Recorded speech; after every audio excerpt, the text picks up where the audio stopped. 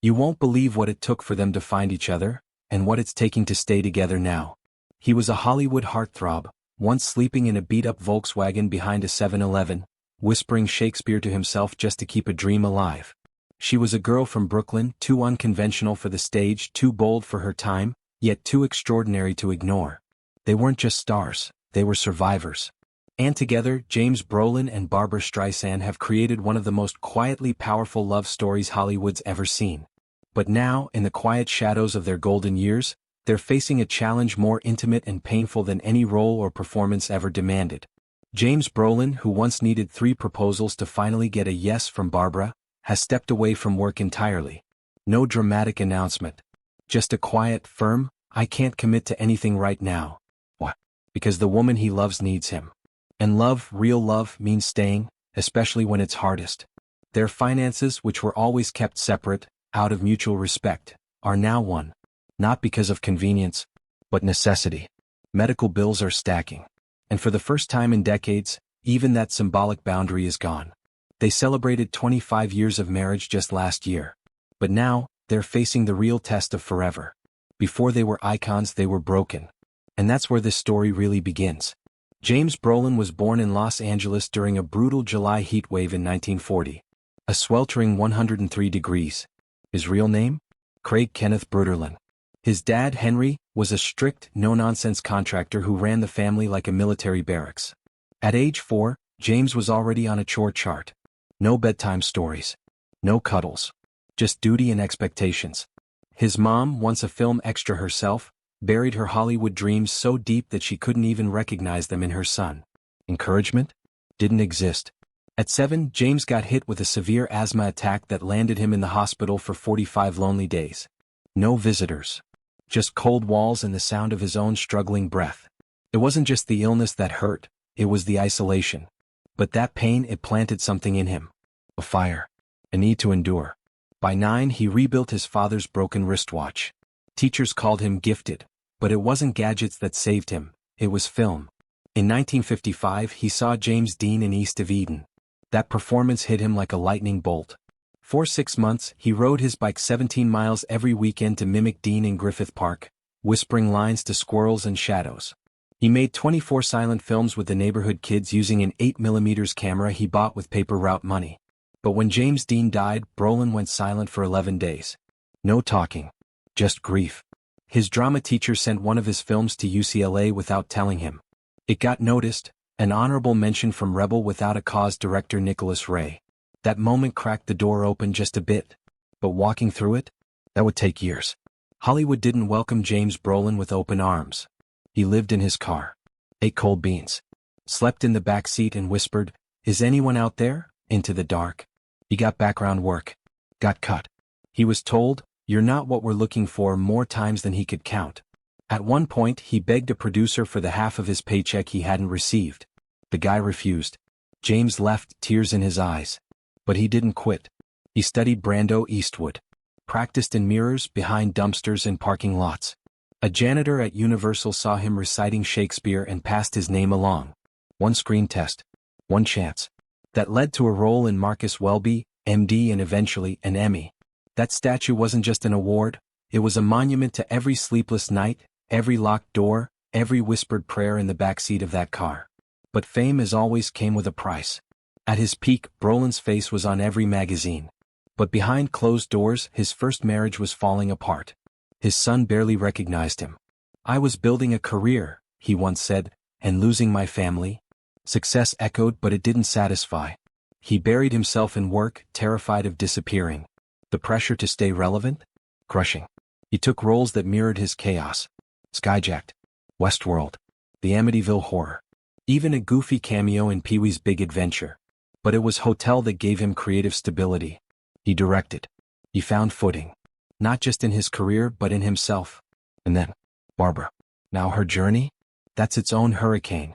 Barbra Streisand was only 15 months old when her father died, an epileptic seizure and a botched injection. Her mother couldn't process the grief and shut down emotionally. There were no "I love yous." No pride. Just silence. When her mom secretly remarried, her new stepfather made it clear, he didn't want her. They lived in a cramped Brooklyn apartment, 3 people in one room. She didn't have her own bed until she was 16. She dreamed not of dresses but closets, to finally have her own space. Her mother never said she was proud of her. Never hugged her. The emotional starvation was worse than the poverty. So Barbra did the only thing she could, she sang. She sang to the walls, to the dark. In choir, her teachers noticed. She didn't just hit notes, she lived them. She was velvet and fire all at once. Her voice wasn't trained. It was felt. At 16 she left home. Alone. Couch surfing, hungry, and singing in smoky bars where the mics barely worked and no one listened. Still she sang. Not for fame. Not even for hope. For survival. It wasn't bravery, she later said. It was survival. She got laughed at in auditions. Told to fix her nose. Change her name. Change everything. But she didn't. She entered a nightclub talent contest. Blew the audience away. By 21 she was on Broadway. Nominated for a Tony. Then a record deal. Then Grammy after Grammy. Then came Funny Girl. Critics said she wouldn't translate to film. She tied with Katharine Hepburn for the Oscar. First movie out of the gate. And still she was criticized. Called difficult. Too bold. Too controlling. So she leaned in. What's up, document? A Star is Born. The Way We Were. Then she directed Yentl. Wrote. Produced. Starred. The first woman to win Best Director at the Golden Globes. She smashed barriers. Built ladders where there were none. But the trauma never left. She stayed off stage for 27 years because applause triggered anxiety. And yet, when she came back, it wasn't a comeback. It was a coronation. When James and Barbra finally met in 1996, they were both scarred. Both exhausted. But ready. He almost didn't go on the date. She teased his haircut. But something clicked. It wasn't instant fireworks, it was deeper. Real. They took their time. He proposed 3 times. On the 3rd, he gave her a 24-page letter.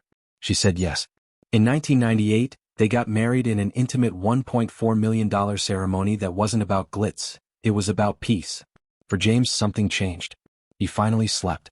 After 27 years of insomnia, he slept 642 nights leading up to the wedding. That's what Barbra brought him. Rest. Stillness. He learned to play her lullaby on piano. She wrote a song just for their wedding. They didn't just share a bed. They shared a boardroom. Literally. A $35,000 custom mattress where they brainstormed, wrote music, argued, dreamed. It wasn't a prop. It was home base. And during the lockdowns while the world spun out, they did puzzles. Filled journals. Took quiet walks to cool off instead of shouting. Conflict didn't explode, it melted. Barbra kept changing the world. She launched campaigns for women's heart health. She challenged medicine to see women. She moved the dial. Not just with money but with action. And in 2023 she published her 970-page memoir. Written in longhand. From that same bed. Her story. Her voice. Finally on her terms. But now, it's James's turn to hold the line. He's turned down roles. Big ones. $2 million on the table and he said no. Not because he didn't want to work. But because Barbra needed him. He stays close. Makes her tea. Lines up her journals. Rereads memories aloud when she's too tired to do it herself. They haven't shared what she's going through. But the signs are there. Something's changed. And James? He's not leaving. Not for a role. Not for anything. It's quiet now. No red carpets. No spotlights. Just 2 people facing time together. And in that stillness, their story finds its truest power. Because love, real love, isn't just about flowers and fireworks. It's about folding laundry, making tea, choosing each other every single day.